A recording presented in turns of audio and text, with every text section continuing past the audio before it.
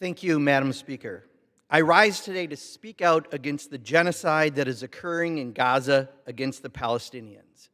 I am not ignoring the outrageous attacks on October 7th that left at least 1,200 people dead and dozens of hostages that remain.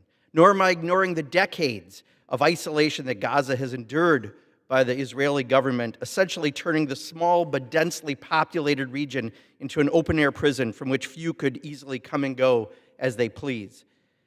But it is simply outrageous what is occurring in Gaza right now, and not speaking out against the inhumanity could be considered complicity. At least 64,000 people have been killed in Gaza since October 7th, 2023, including tens of thousands of mothers, children, and other innocent people. And sadly, it's likely that the actual death toll is even higher. The UN estimates that approximately 92% of residential buildings and over 70% of all buildings in Gaza have been destroyed. Starvation is rampant, as is disease. Famine is no longer an imminent threat. It's happening now, and babies are dying.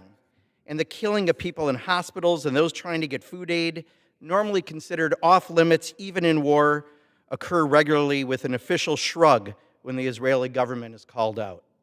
The definition of genocide by the New Oxford American Dictionary is the deliberate killing of a large number of people from a particular nation or ethnic group with the aim of destroying that nation or group. That is exactly what we're seeing happen in Gaza right now by the Israeli government under Benjamin Netanyahu, an accused war criminal by the international courts. This war isn't a targeted response against Hamas, guilty of the October 7th attacks and decades of violence. This is a wholesale attack on the people of Gaza.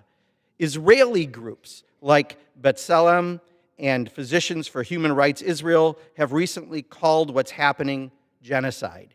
International human rights groups like Human Rights Watch and Amnesty International have as well. Recently, the International Association of Genocide Scholars added their voices on the genocide, and the United Nations Special Committee said last November that Israel's war conduct in Gaza is, quote, consistent with the characteristics of genocide, including mass civilian casualties and using starvation as a weapon. No weapons should be sent from the United States to Israel that could be used against the people of Gaza.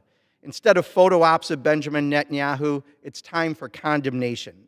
Help facilitate the serving of an arrest warrant from the ICC to him. Let's make him the international pariah he should be. And let's use our leverage to pressure him not to commit genocide in Gaza. People of good conscience must join in this denunciation of what's happening in Gaza and the West Bank.